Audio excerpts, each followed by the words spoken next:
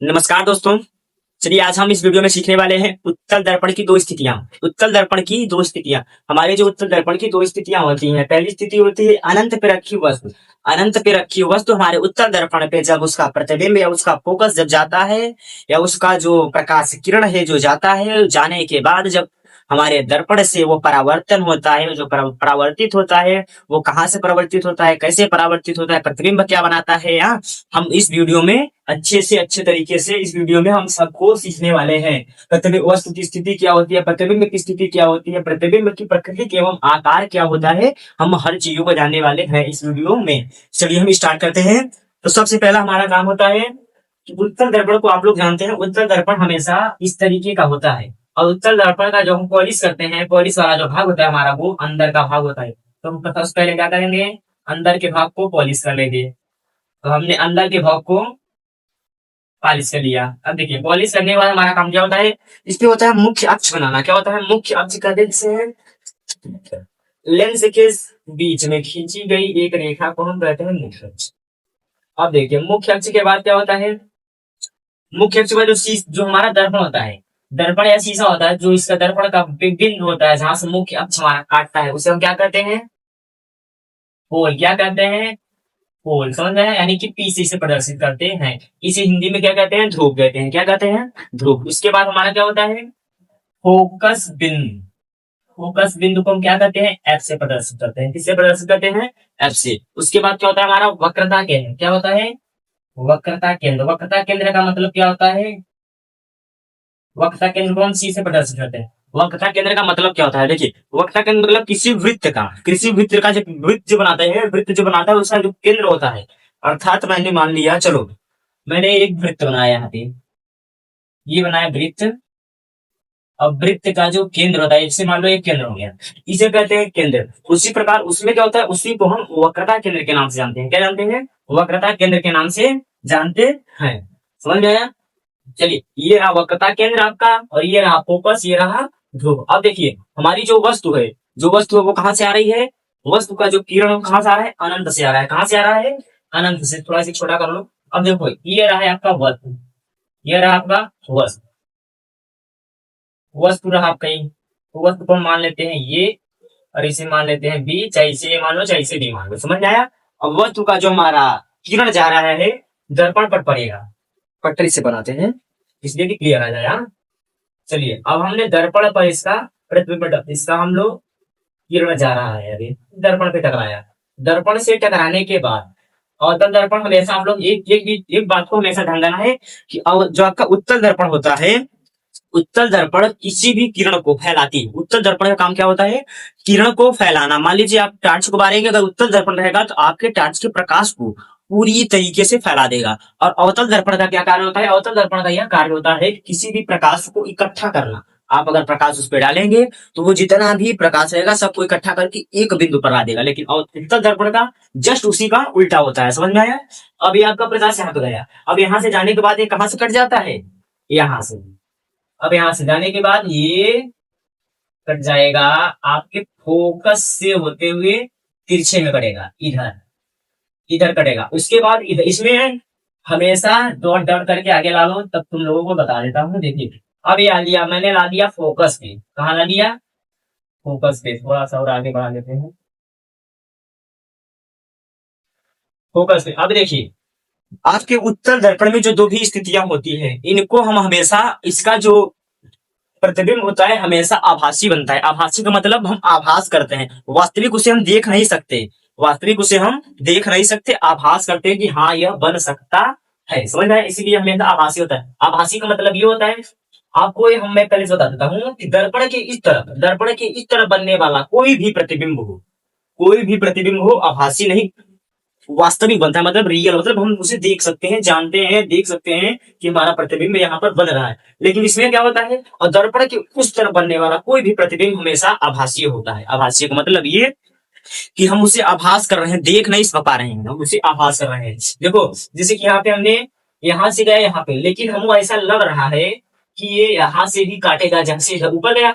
ऊपर तो भाई जाएगा तो फिर ऊपर ही जाएगा टकरा करके, लेकिन अवतल जो रहता है वो अंदर ले जाता है। इसमें क्या है, ये ऊपर गया, लेकिन ऊपर से जो है हमारा, इसे हम आभास कर रहे हैं कि नीचे भी आ सकता है फोकस को काटते हुए, तो नीचे भी हमारा आ गया। तो हमने पहला जो हमने प्रकाश ले गया, जो हमने पहला प्रकाश ले गया, उसके बाद वो ऊपर गया, फिर उसको आभास करके हमने नीचे लाया। अब हम दूसरे प्रकाश को ले जा रहे हैं पटरी की तरफ। ये रहा हमारे दूसरे को हम ले जा रहे हैं।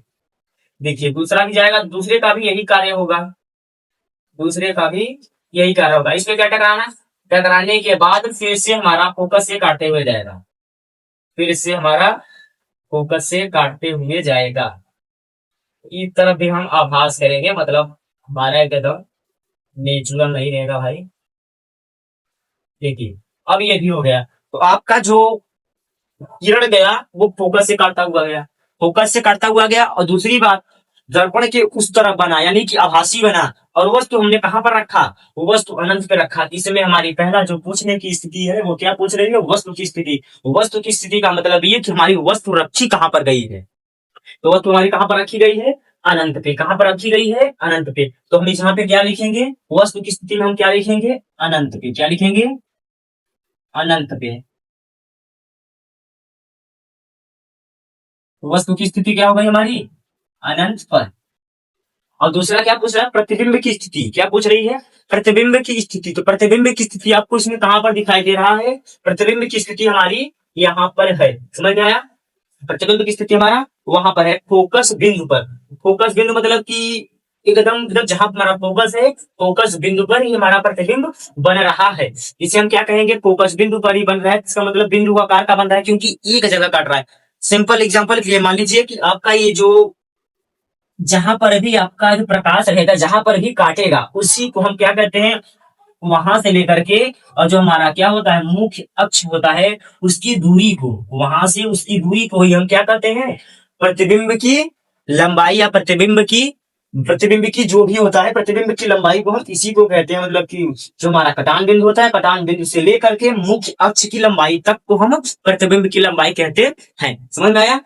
तो यहाँ पर तो भाई हमारा मुख्य अक्ष पर ही काटा ही है, मुख्य अक्ष पर ही काटा है।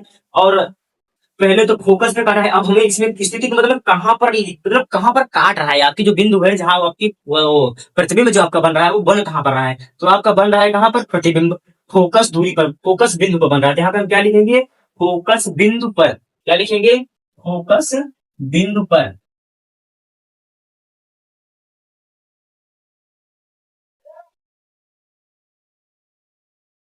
फोकस बिंदु पर, फोकस बिंदु पर हमारा क्या बन रहा है, इसका प्रतिबिंब। प्रतिबिंब जो है फोकस बिंदु पर बन रहा है। अब तीसरा क्या है, प्रतिबिंब की प्रकृति एवं आकार। मतलब ये आभासी है या वास्तविक है, बड़ी है, छोटी है, उल्टा है, सीधा है। इस इन तीनों चीजों को इसमें लिखना होता है हमको। तो पहला क्या है इसके, अभी आपको पहला दिख रहा है क्या है, दर्पण के उस तरफ है, यानी कि आभासी है। दर्पण के उस तरफ है यानी कि आभासी है, तो क्या लिखेंगे हम पहले को, आभासी।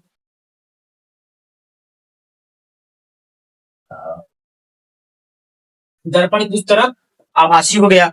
और दर्पण की इस तरफ जो बनता है, क्या बनता है हमारा, दर्पण के सॉरी यार, आभासी में ये वाला सही रहेगा।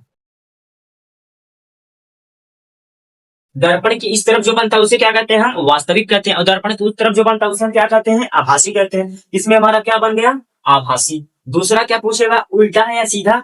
इसमें आपको ना ही उल्टा दिख रहा है ना सीधा। उल्टा का मतलब होता है मुख्य अक्ष के नीचे बनना, और सीधा का मतलब होता है मुख्य अक्ष के ऊपर बनना। तो ना ही ऊपर बन रहा है ना ही नीचे बन रहा है, मतलब बीच में ही बन रहा है। इसे उल्टा सीधा ना लिखोगे फिर भी नहीं गलत होगा, या उल्टा भी लिख दोगे फिर भी नहीं गलत होगा, सीधा भी लिख दोगे फिर भी नहीं गलत होगा। समझ में आया।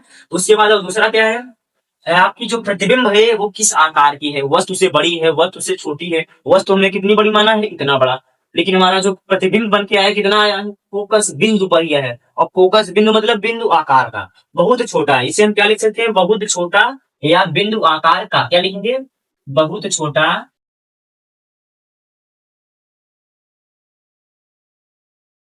बहुत छोटा, या बिंदु आकार का,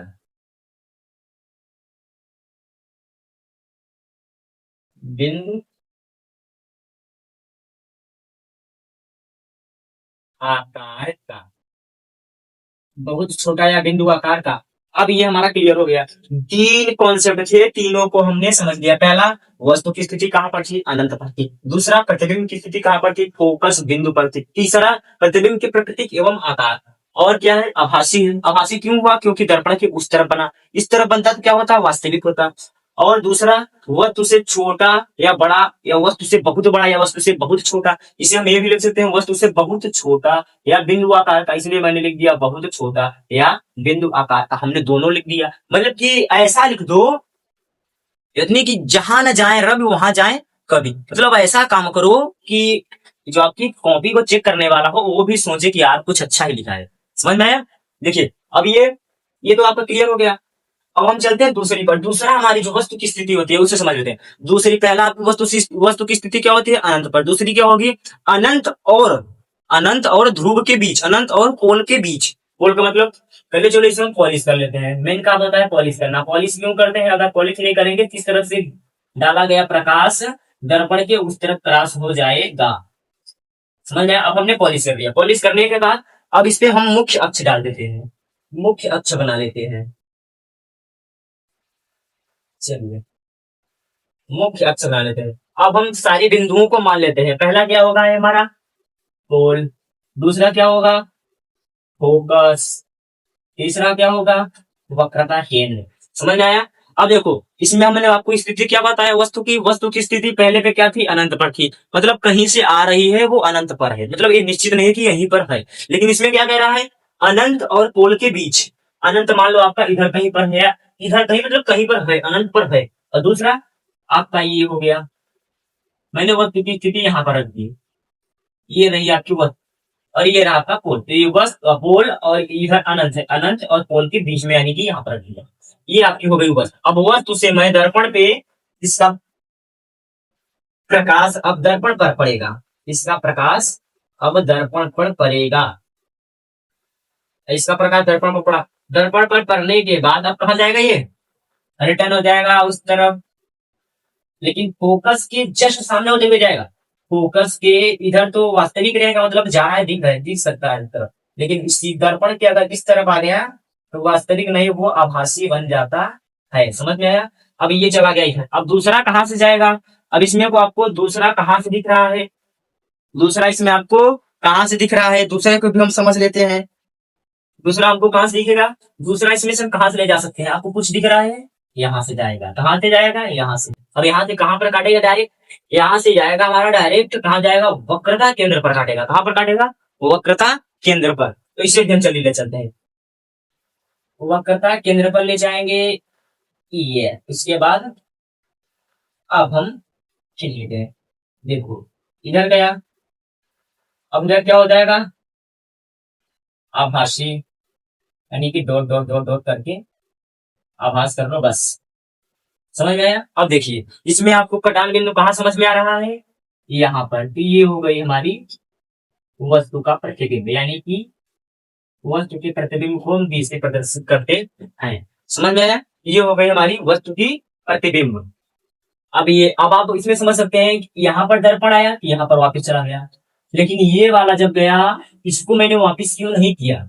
इसको मैंने वापस क्यों नहीं किया? क्योंकि आप लोग ये इस बात को जानते होंगे, मैं बता देता हूं कि वक्रता केंद्र से होकर गुजरने वाली कोई भी प्रकाश किरणें, वक्रता केंद्र से होकर जाने वाली कोई भी प्रकाश किरणें जिस माध्यम में जाती हैं उसी माध्यम में फिर से वापस चली आती हैं। समझ में आया? क्योंकि वक्रता केंद्र से जाने वाली कोई भी प्रकाश किरणें अगर आपकी जिस माध्यम में जाएंगी, बस जस्ट उसी माध्यम में वापस चली जाएंगी। जैसे कि मान लीजिए ये आपकी किरण जा रही हो, फिर यहाँ पर गई इधर, और फिर टकराने के बाद यही टकराई तो यहीं पर, लेकिन यहाँ पे आभास किया जा रहा है। टकराने के बाद ये फिर से यहीं से रिटर्न लेगी, मतलब कि फिर से वहीं पे वापस चली जाएगी। जहां से गई फिर वहीं से फिर पर चली जाएगी, जहां से गई फिर वहीं को वापस चली जाएगी। वक्रता केंद्र पर कोई भी डाला गया किरण, कोई भी डाला गया प्रकाश जहां से जाएगी वहीं पर फिर से वापस आ जाएगी। तो यहाँ पर डाला गया, उसके बाद ये वक्रता केंद्र पर गया, लेकिन ये आभास करके जा रहा है, कोई हमारा क्लियर नहीं है। समझ में आया? ये भी हमारा क्लियर हो गया। अब इसमें हमको पकड़ना क्या क्या है? पहले तो हमें पकड़ना है वस्तु की स्थिति। क्या पकड़ना है? वस्तु की स्थिति क्या है? तो इसमें वस्तु की स्थिति मैंने कहां पर रखा था? आपको बताया था अनंत और पोल के बीच, अनंत और ध्रुव के बीच। तो हम वस्तु की स्थिति में क्या लिखेंगे? अनंत और ध्रुव के बीच, अनंत, अनंत और ध्रुव के बीच, ध्रुव के बीच। समझ में आया? अनंत और ध्रुव के बीच वस्तु की स्थिति क्या हो गई हमारी? अनंत और ध्रुव के बीच। और दूसरा क्या हमें देखना है? प्रतिबिंब की स्थिति। प्रतिबिंब हमारा कहां पर बन रहा है? प्रतिबिंब हमारा कहां पर बन रहा है? प्रतिबिंब हम इसमें देख सकते हैं कि फोकस बिंदु हमारा जो है यहाँ पर है, और हमारा जो पोल है यहाँ पर है। फोकस बिंदु और पोल के बीच में बन रहा है। फोकस बिंदु और पोल के बीच मतलब कि मान लीजिए ये आपका ये रहा लाइन, और ये रहा आपका फोकस बिंदु, और ये रहा आपका पोल। इसके बीच चाहे यहाँ पर बने, चाहे यहाँ पर बने, चाहे यहाँ पर बने, चाहे यहाँ पर बने, चाहे यहाँ पर बने, चाहे जहां पर भी बने, तो उसको हम क्या लिखेंगे? प्रतिबिंब की स्थिति को हम क्या लिखेंगे? फोकस बिंदु और पोल के बीच। फोकस और पोल के बीच। फोकस पोल मतलब होता है कि ध्रुव के बीच। यहाँ पर क्या लिखेंगे हम? फोकस बिंदु और ध्रुव के बीच, ध्रुव के बीच।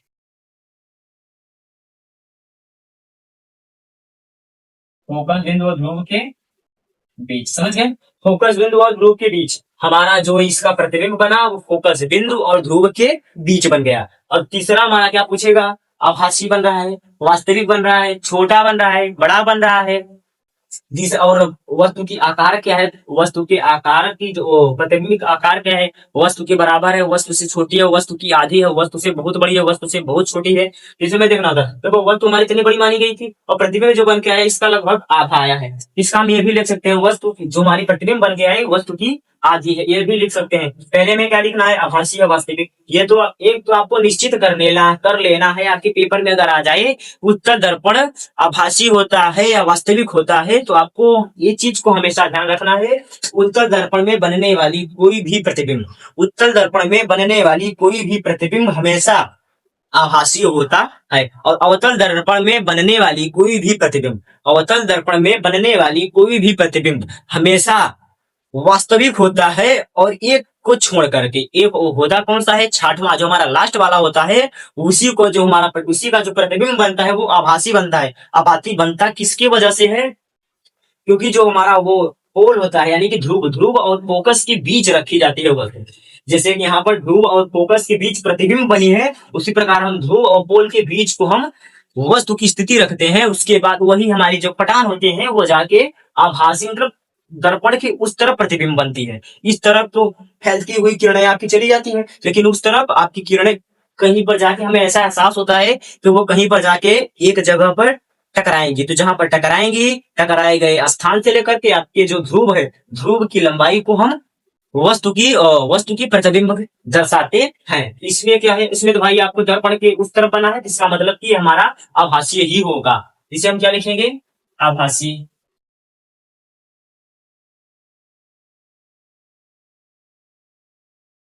क्या लिखेंगे? आभासी। और दूसरा क्या लिखेंगे? ये उल्टा बनाया सीधा। ये आप इसमें देख पा रहे होंगे कि जो हमने मुख्य अक्ष बनाया है, मुख्य अक्ष के हमारा दर्प जो प्रतिबिंब है मुख्य अक्ष के ऊपर बना है, इसलिए हमारा क्या बनेगा? ये सीधा बनेगा। क्या बनेगा? सीधा।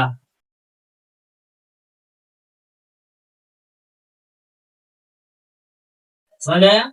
और तीसरा में क्या लिखना है? वस्तु से बड़ी है, वस्तु से छोटी है, वस्तु से बहुत बड़ी है, वस्तु से बहुत छोटी है। इसमें हमें आपको क्या दिख रहा है? वस्तु से छोटी दिख रही है, या तो वस्तु की आधी लिख सकते हैं, मतलब जो आपको समझ में आए, या तो दोनों लिख दीजिए। आपको जो समझ में आए वो भी लिखिए, मतलब गलत नहीं किया जाएगा, लेकिन लिखने का ढंग सही होना चाहिए। अब मान लीजिए सीधा है और मैंने उल्टा लिख दिया, तब तो गलत हो जाएगा ना। लेकिन इसमें है क्या? सीधा है तो मैंने सीधा लिख दिया। अब वस्तु बड़ी है, छोटी, पहले तो छोटी है, आधी भी लिख सकते हैं, आधी क्योंकि दिख रही है। जो बनेगी, जो दिख रही हो वही आप लिख सकते हैं, इसमें कोई गलत का कोई कंफ्यूजन है ही नहीं।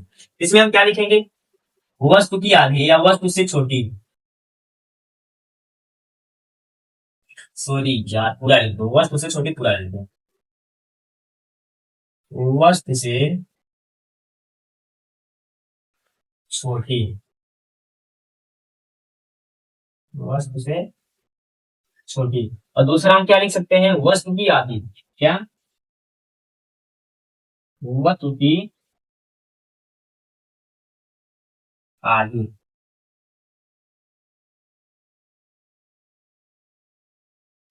मतलब वस्तु की आधी।